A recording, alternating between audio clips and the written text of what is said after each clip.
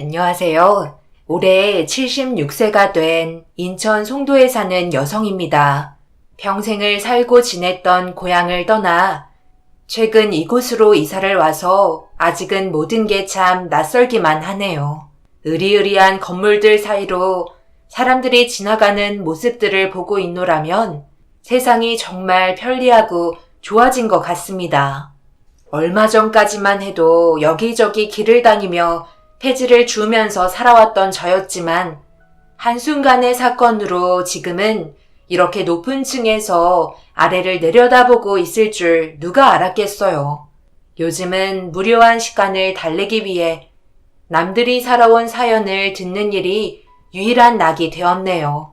몇 달 전에 저에게 기적 같은 일이 일어났었고 서툴고 부족하지만 남들처럼 저도 용기를 내어 제 이야기를 해볼까 합니다.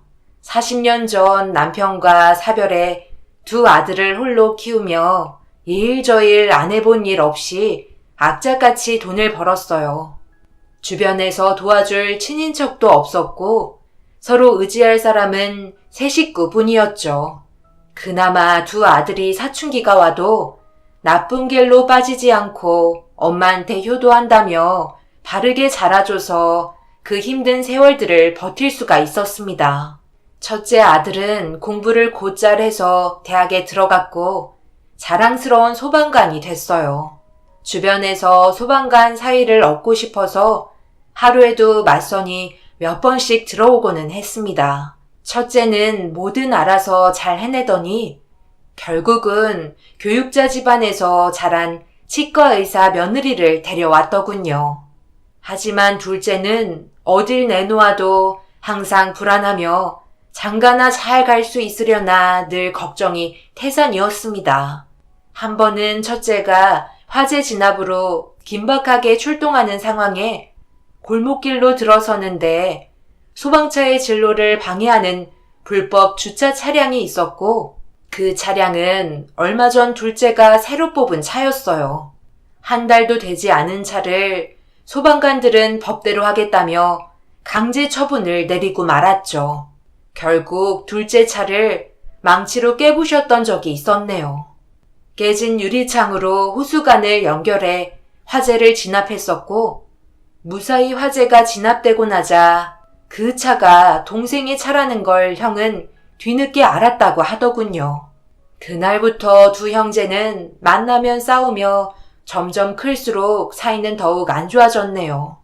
이럴 때 아이 아빠라도 있어서 혈기왕성한 두 사내 아이들을 달래고 화해시켜주길 간절히 바랬었습니다.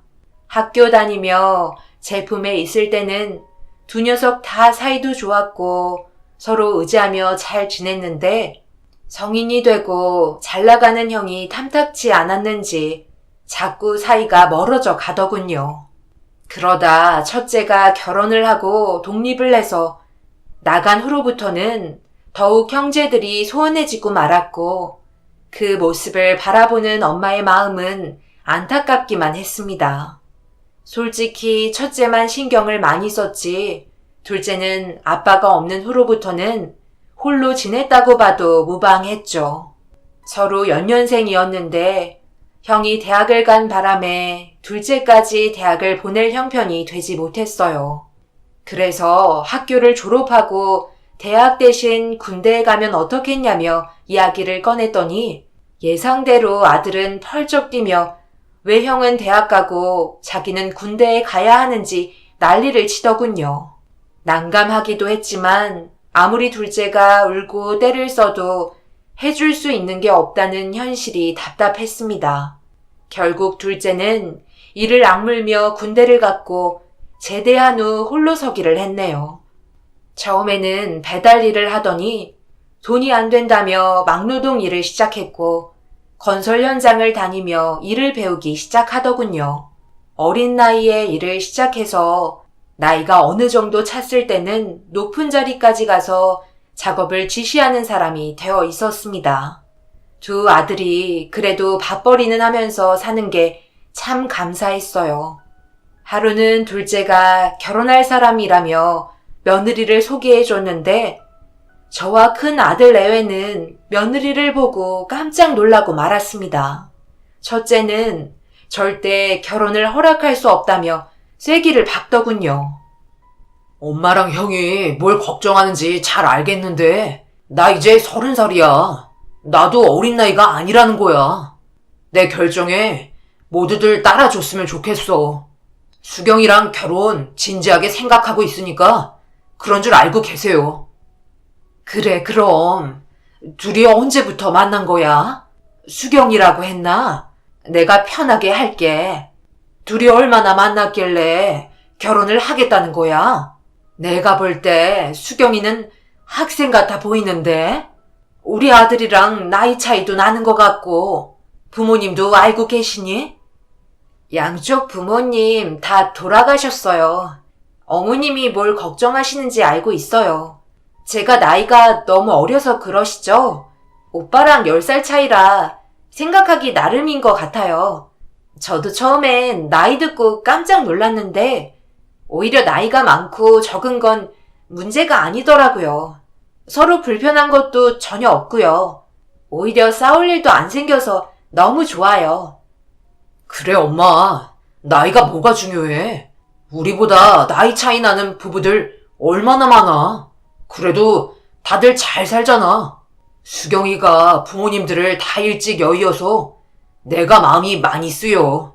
그래서 빨리 결혼하고 수경이 평생 지켜주고 싶어. 그래도 도련님, 이건 아니죠. 10살 차이는 너무 많아요. 그리고 부모님도 없다면서요. 집안도 어느 정도 레벨이 맞아야 오래 잘 살아요. 도련님만 좋다고 결혼이 잘 될 수는 없어요.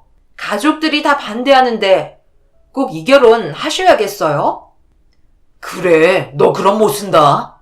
10살이나 어린 재수 씨를 데려오다니 진짜 상상도 못했다. 나중에 뒷감당을 어떻게 하려고 그래? 난 이 결혼 절대 반대야. 네 앞가림도 못하는데 어떻게 10살이나 어린 재수 씨를 감당하려고 그러는지. 다들 왜 그래? 띠동갑도 아니고 고작 10살 차이야. 생각하기 따라 다르다고. 많으면 많겠지만 띠동갑보다는 적잖아. 요즘 이런 건 흉도 아니야. 아무튼 날짜 잡고 그냥 식사하는 걸로 결혼식 올릴 테니까 그런 줄 알아요. 가족들의 반대에도 불구하고 둘째 아들은 야외 식당을 빌려 조촐하게 결혼식을 올리게 됐습니다. 이왕 결혼을 하기로 한 거 가족들의 축하 속에 식을 잘 마무리할 수 있었네요. 둘째 내외는 독립할 여력이 되지 못해 저와 함께 지냈는데 처음에는 며느리와 산다는 게 잘하는 건지 걱정이 많이 앞섰어요. 하지만 의외로 둘째 며느리는 마냥 어릴 줄만 알았는데 그건 제 편견이더군요. 싹싹하고 눈치도 빨라서 제가 원하는 게 뭔지 재빨리 알아채고는 들어주는데 참 고마웠습니다. 둘째 며느리는 일찍 부모님을 잃어서 그런지 저를 엄마처럼 아주 편하게 대해주었어요. 그렇지만 큰 며느리는 둘째 며느리가 탐탁지 않은지 미워하는 게 눈에 보였고 오히려 제가 그만 좀 하라며 말릴 정도까지 간 적이 있었네요. 동서는 아무리 어머니 집에 얹혀 산다고 해도 그렇지 이렇게 집안 살림을 엉망으로 해놔도 되는 거야? 치운다고 치운 건데 마음에 안 드시나 봐요. 어제 집안 대청소한 건데 어머님은 항상 괜찮다고 하셔서 형님이 정확하게 어느 부분이 마음에 안 드시는지 말씀해 주시면 제가 고쳐볼게요. 어머님보다 형님 눈에 드는 게 어렵네요. 지금 내가 이렇게 잔소리했다고 비꼬는 거야? 동서 입 있다고 할 말 다 하는구나. 내가 시집살이 시키고 있다는 것처럼 들리네.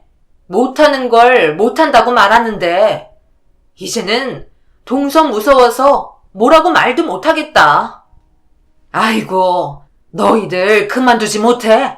어디 시애미 앞에서 며느리들이 다투고 난리야. 청소는 됐고 어서 음식이나 만들자. 두 아들의 사이 역시도 좋지만은 않았네요. 덕분에 이 편 들다 저 편 들다 아주 힘든 상황들이 많았습니다. 어릴 적에는 우애도 깊고 서로 형 동생하며 잘 지냈는데 그날이 무척 그리울 때가 많았어요. 자식들이 똑같이 평등하게 잘 살면 좋은데 저희 집은 첫째 내외는 여유 있게 잘 사는 반면 둘째는 항상 어려웠습니다. 솔직히 저도 사람인지라 마음이 더 쓰이는 건 둘째 아들 내외였어요.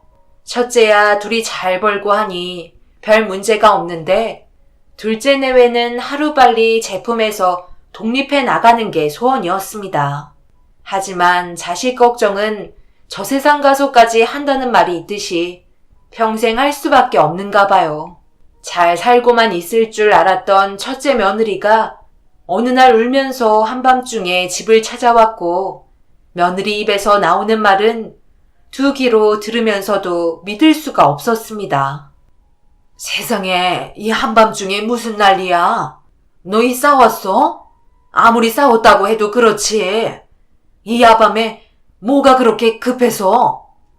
어머니, 저 그이랑 더는 못 살겠어요. 어떻게 부부가 그래요? 모든 걸 함께 나눠야 부부잖아요.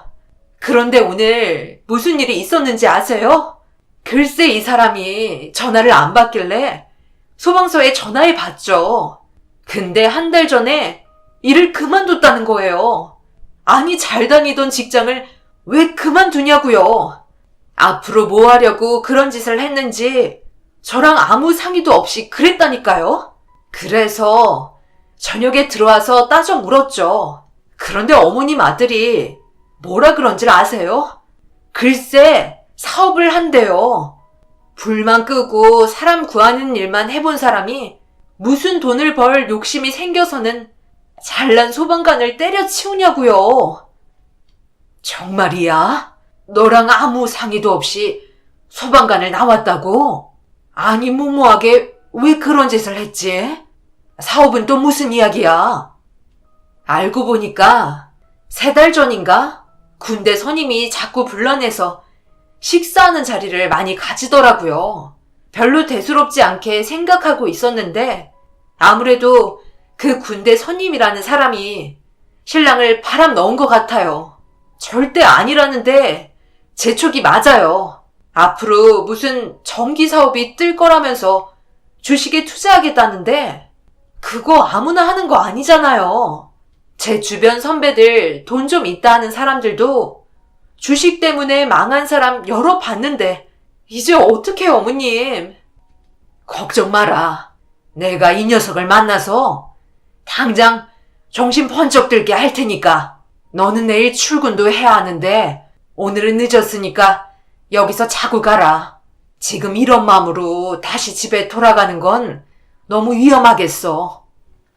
도대체 이게 무슨 난리인지 명예롭다며 항상 소방관이라는 본인 직업을 만족해하며 지냈던 첫째였는데 이렇게 갑자기 그만둘 줄은 생각지도 못했습니다. 다음날 아들을 불러서 자초지종을 듣게 되었어요. 퇴직금으로 주식에 투자하고 앞으로 군대 선임과 투자를 해보겠다며 돈은 아내가 당분간 벌고 주식 공부를 하겠다는 첫째가 어이가 없었습니다.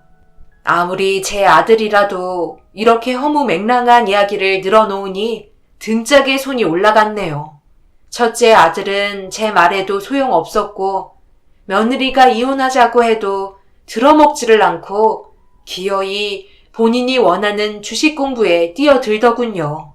그런데 안 좋은 일은 한 번에 몰아서 오는지 둘째 아들이 건설 현장에서 사고를 당해 생명이 위태롭다는 연락을 듣게 되면서 급하게 둘째 며느리와 병원으로 향했습니다. 하루가 꼬박 넘는 시간을 수술했지만 아들의 몸 상태는 너무나 위급한 상황이었고 겨우 수술을 마치고 중환자실로 내려올 수 있게 되었네요. 의사는 마음의 준비를 하라는 말을 하며 돌아갔고 세상이 무너지는 것만 같았어요. 항상 첫째 아들이 먼저였고 뭐 하나 제대로 둘째를 위해 해준 것이 없었는데 이렇게 아들을 떠나보내게 될 줄 미처 몰랐습니다. 할 수 있는 거라고는 밤잠 못 자며 아들 곁을 지키는 일뿐이었죠. 그쯤 첫째에게는 투자했던 기업들이 줄줄이 망하면서 빚더미에 앉게 되었고 결국 집이 경매로 넘어가는 지경에까지 일어나고 말았네요. 그때의 시간들을 생각하면 어떻게 그 시간들을 버텨냈는지 다시는 겪고 싶지 않은 시간들이었어요. 둘째 아들은 수술이 끝나고 중환자실로 내려가게 되었고 밤을 꼬박 새우는데 첫째네 애가 급하게 병원에 왔습니다. 그리고는 저에게 충격적인 말을 하고 말았네요. 내일 와도 된다는데 왜 온 거야? 어차피 면회도 안 됐는데 어서 돌아가라. 그네는 둘째한테 한번 가봐. 내가 집에 보내긴 했는데 애가 울상이 돼서는 집에 잘 갔는지도 모르겠다. 이게 무슨 날벼락인 건지. 수경이가 불쌍해서 어쩐다니. 부모님도 그렇게 세상 떠나보내고 이제는 남편까지 없이 어떻게 그 슬픔을 다 감당하는지. 엄마, 내 말 잘 들어요. 동생이 안 됐지만 가망 없어요. 엄마도 의사 말 들었잖아요.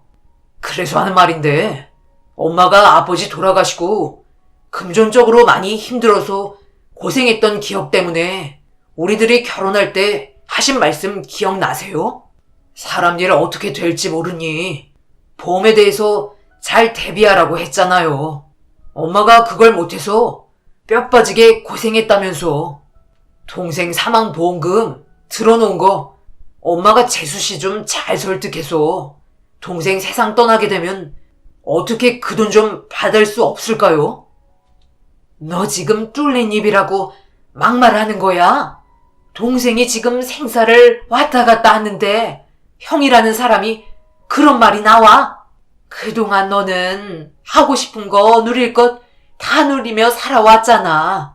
그런데 어떻게 동생 앞에서 그런 말을 할 수 있는 거야? 아무리 지금 네 사정이 급하다 해도 그렇지. 네 동생이 아파하는데 오직 너 살 것만 생각하니? 그래도 하나뿐인 동생인데 형이라는 사람이 그런 생각이 들어도 고개를 저어야지. 그게 사람이지 이놈아. 그러게 도대체 무리하게 왜 그런 짓을 해서는 잘 다니는 소방관을 때려쳐?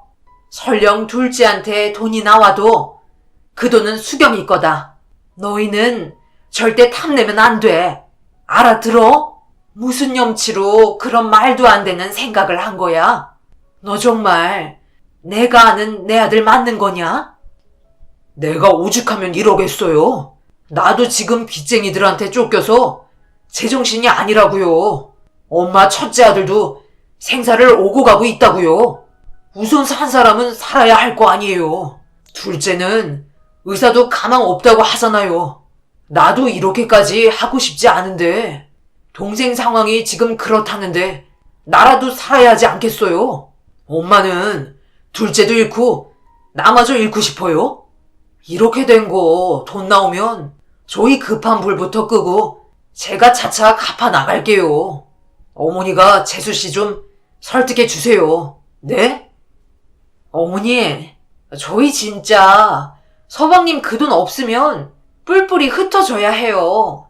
지금 제 치과도 문 닫게 생겼단 말이에요. 저도 어떻게 해서든 이 사람이랑 잘 지내보려고 노력했고 친정한테 손도 벌려보려 했는데 저희 부모님은 이 사람이 괘씸해서 아예 보실 생각도 안 하세요. 어머니 아들 때문에 저는 무슨 고생이에요? 잘 나가던 치과 원장이 남편 잘못 만나 지금 빚더미에 앉게 생겼단 말이에요. 저희가 오죽 급했으면 이런 한밤중에 어머니를 몰래 찾아왔겠어요? 정말 이러다 빚쟁이들한테 목숨이 왔다 갔다 할 판이라고요. 서방님이 이렇게 된 게 어떻게 보면 저희라도 살아보라고 이러는 거 아니겠어요?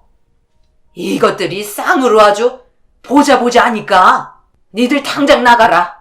어디 아픈 동생 앞에서 그런 막말을 할 수가 있어? 이 사실을 수경이가 알아봐. 지금 마음도 좋지 않은데 형이라는 사람이 동생 돈이나 탐내고 있다는 걸 알면 얼마나 상처받겠어?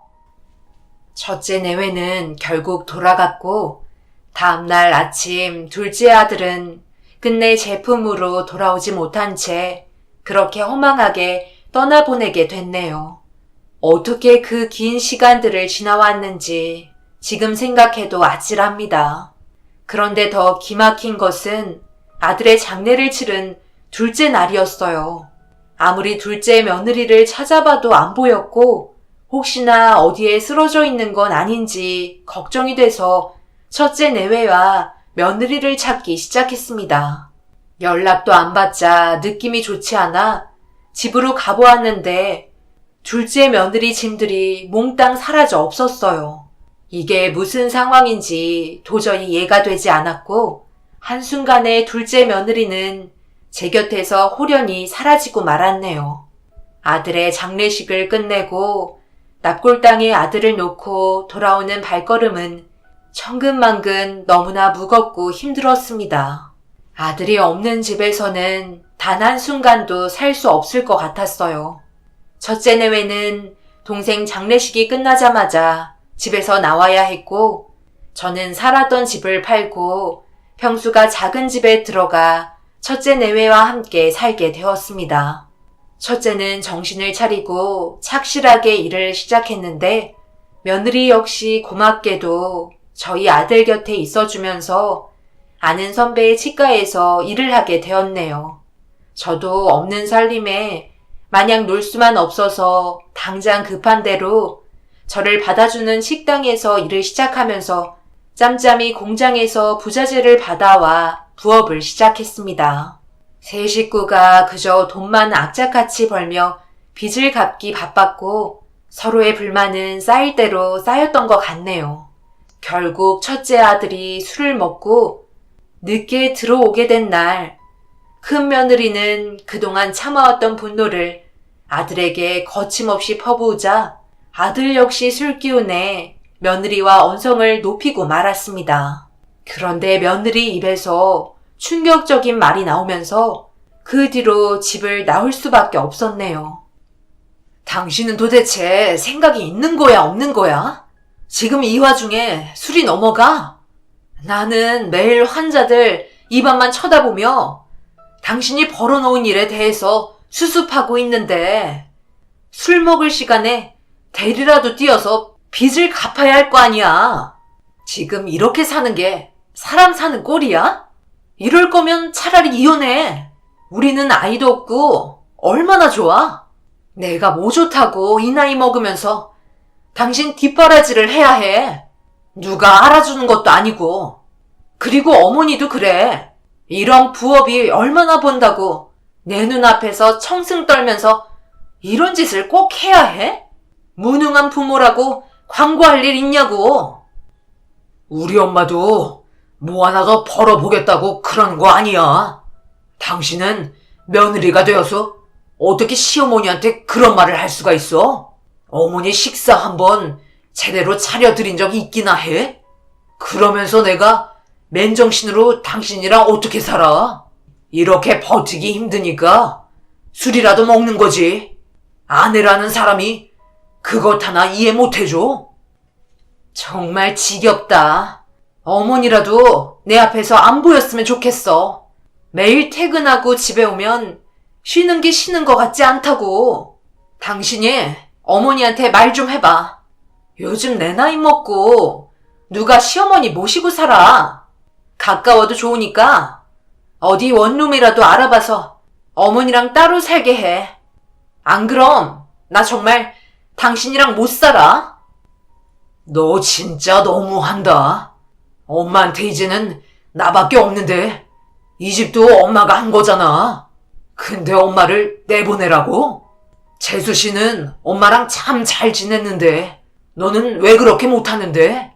내가 비교를 안 하고 싶어도 안 할 수가 없다 정말.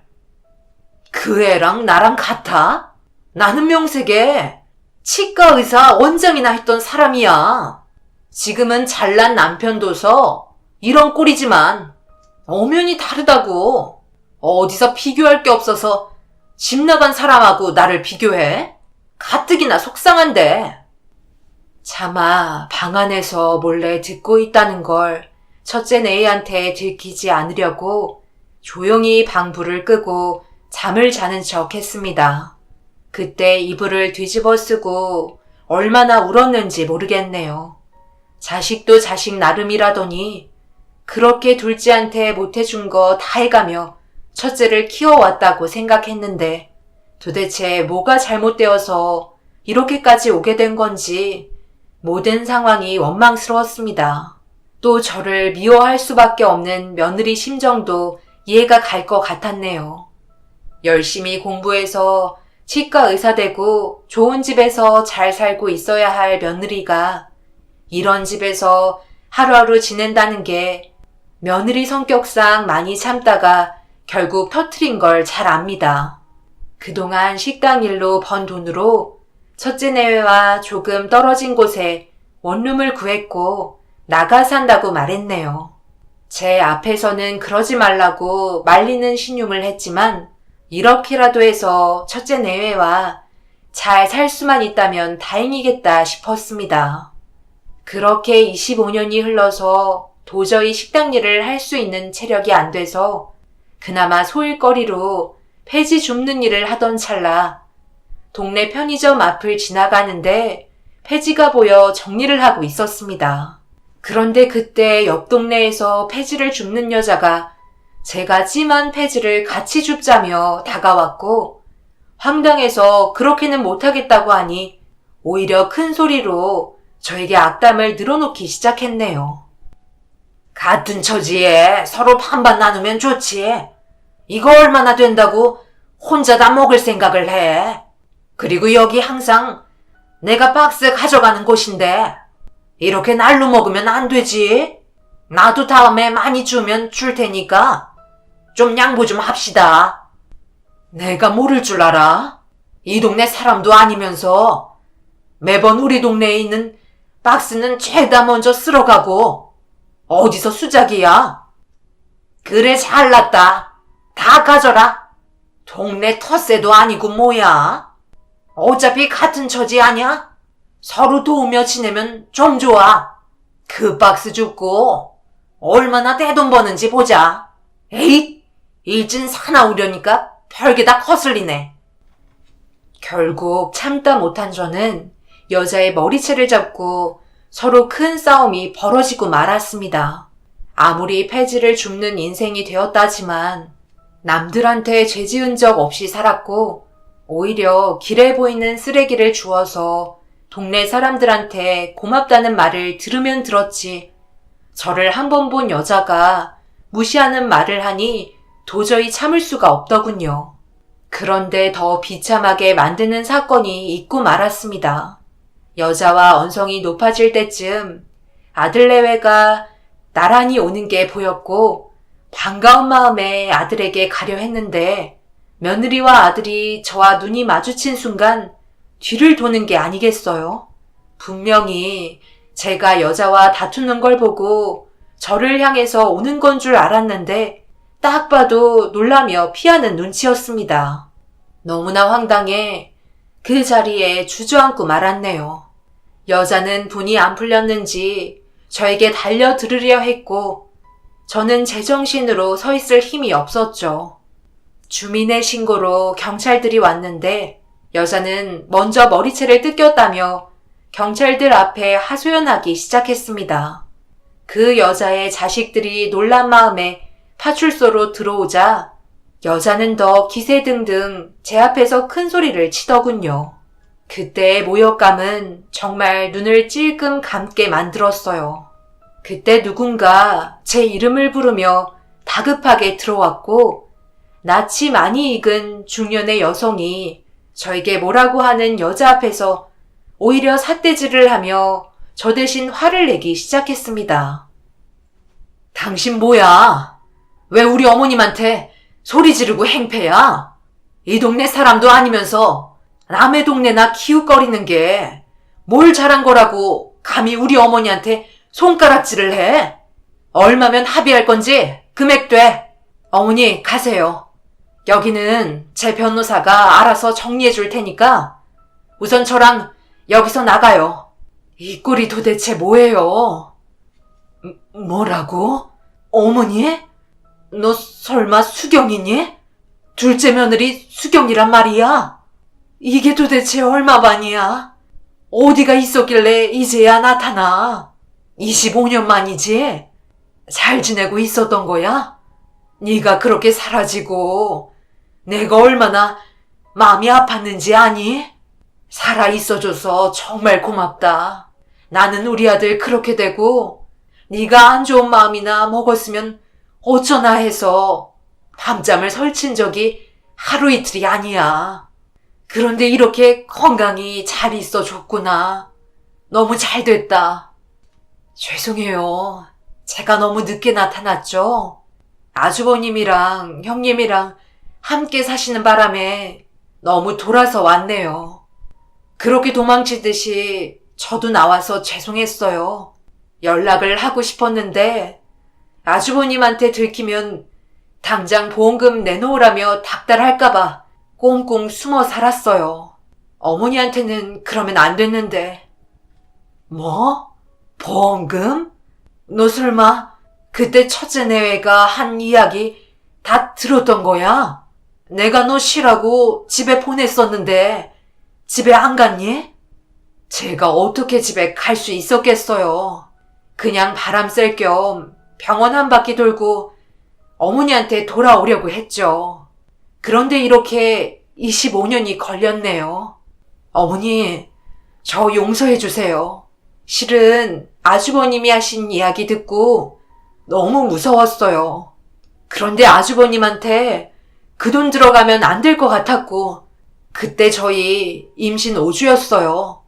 남편이 어머님 생신 때 깜짝 선물로 알려드리자고 하고 비밀로 하고 있었는데 남편이 그렇게 떠나고 말할 기회를 놓치고 말았어요.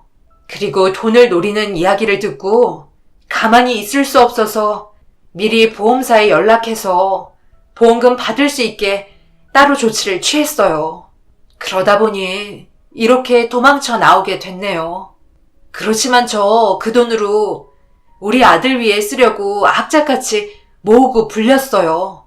아주버님 망하신 거 보고 주식이 무서운 건 알았지만 다행히 큰 욕심 없이 아들 이름으로 해서 주식을 넣어놓고 잊고 살다가 얼마 전에 10배로 불어서 저 부자 됐어요. 이제 어머니랑 같이 살려고 이렇게 찾아온 거예요. 손주도 보고 싶지 않으세요? 올해 대학 졸업해서 아주 멋지게 자랐어요. 어머니, 이제 저랑 같이 살아요. 그렇게는 못한다. 내가 어떻게 너랑 같이 살아? 그럼 첫째가 할 테고 걔가 너한테 뭔 짓을 할지 나는 안 봐도 뻔해. 이렇게 잘 살아있는 거 봤으니까 이제 발 뻗고 잘 수 있겠어. 가끔 전화로 안부만 묻고 너도 우리 있고 맘 편히 잘 살아. 어머니, 오늘 내일 겪으시고도 이렇게 사시겠다고요? 형님네 하는 것도 다 보셔놓고는 어머니가 그렇게 당하고 있는데 두 사람은 동네 창피해서 어머니 못 본 척 가던데요? 저 그렇게 어머니 둘 수 없어요. 옛날에는 형님한테 찍소리 못하고 그냥 네네 하며 당했는데 이제는 안 그럴 거예요. 제가 어머니 보호자고 지켜드릴 테니까 저랑 사세요. 아주버님이 찾아오시면 뭐 어때요? 저 변호사도 있고 경호원도 부를 수 있어요. 저랑 같이 가요. 아들도 할머니 너무 보고 싶어 한단 말이에요. 절대 안 가겠다고 했지만 수경이의 만만치 않은 설득으로 결국 아무 연고도 없는 인천 송도에 와서 살게 되었네요. 수경이는 그동안 못한 효도를 한다며 저를 친엄마처럼 대해주었어요. 제일 먼저 저를 위해 한 일은 병원을 예약해 검진을 받게 해주었네요. 난생 처음 건강검진이란 걸 받고 세상이 이렇게 좋아졌는지 놀랐습니다. 좋은 음식이며 매일 하루하루 사는 게 꿈같이 행복했어요. 이런 행복을 못 누리고 간 둘째 아들이 너무 그리운 것만 빼면 말이죠. 수경이도 제 마음을 알았는지 눈가에 눈시울이 붉어지자 저를 꼭 안아주는 착한 며느리네요. 수경이는 근사한 저녁을 차려놓고는 드디어 25년 만에 아들과 똑 닮은 손주를 눈앞에서 보게 되었습니다. 얼마나 가슴이 벅찬지 그때는 마치 아들이 살아 돌아온 것처럼 심장이 뛰더군요. 성격도 둘째랑 비슷하고 하는 행동이나 걸음마저도 아빠랑 꼭 닮았어요. 수경이는 저에게 이날만을 매일 꿈꾸며 버텨왔다고 했죠. 당장이라도 포기하고 저에게 달려오고 싶은 마음이 굴뚝 같았는데 저를 데려와서 행복하게 살게 해줄 수 없는 현실에 부딪혀서 항상 좌절했다고도 했습니다. 그 마음이 얼마나 고맙고 예쁘던지 둘째 아들이 이렇게 예쁜 딸 같은 며느리를 저에게 주고 간 것 같다는 생각이 들었네요. 그렇게 몇 달을 살다가 첫째에게 연락이 왔는데 재수씨가 부호가 된 소식을 들은 아들과 며느리는 매일 집으로 찾아와 행패를 부렸습니다. 재수씨, 정말 너무하네요. 내 동생 돈으로 이렇게 부자가 돼놓고 입 싹 다 씻으려고 했다니. 무려 25년이나 숨어 있었네요. 세상에, 이런 법이 어디 있습니까? 그게 재수씨 돈입니까? 우리 동생 돈이지? 당장 내놔요. 아주버님, 말은 바로 하세요. 정말 저희 남편을 동생으로 생각하셨어요? 저 그날 이야기 다 들었습니다. 그래서 이 돈 아주버님한테 땡전 한 푼도 줄 수 없어요. 그리고 이렇게 된 건 순전히 제가 만들어 놓은 거예요. 아주버님은 어떻게 쫄딱 망하셨는지 모르겠지만 저는 이렇게 보란듯이 성공했네요. 앞으로 두 분이 하시는 행동을 봐야 할 것 같아요. 저한테 큰 소리 치실 거면 당장 나가주세요. 경호원 부를 거예요. 정말 너무한다. 우리 한때 가족 아니었어? 어떻게 사람이 이렇게 변하지? 앞으로 우리가 하는 행동을 보고 돈을 줄지 말지 청하겠다는 거야? 무슨 이런 경우가 다 있어? 어머니, 이게 말이 돼요? 당연히 말이 안 되죠. 이제 우리는 남남인데 제가 그동안 예정을 생각해서 이렇게 말한 거지 저도 아쉬울 거 없어요. 아주버님은 자꾸 돈을 내놓으시라는데 차라리 기부금으로 단체에 내는 게 좋겠네요. 모르는 사람한테 저도 돈 뺏기기 싫어요. 너희들은 또 싸우니? 정말 지긋지긋하다. 첫째 내외는 욕심 부릴 것 없어. 그럴 자격도 없잖니. 너희들 너무 뻔뻔하다는 생각은 안 해? 언제 철들래? 나도 더는 너희 걸 못 보겠다. 앞으로 인연을 끊고 사는 일이 있다 해도 절대 얘네들한테 10원 한 장 주지 마라. 수경이 네가 그럴 이유도 없고. 수경아, 경호원 안 부르니? 그 뒤로 몇 번의 전화가 왔지만 너무 괘씸해서 받지 않았습니다. 돈이 원수라는 말을 첫째를 통해서 실감하게 됐네요. 제가 살아있는 동안만큼은 첫째 내외를 사람 만들어 놓아야 할 텐데 오히려 자기들이 더 잘났다고 이 정도도 못해주냐며 큰소리 치는데 앞날이 캄캄합니다.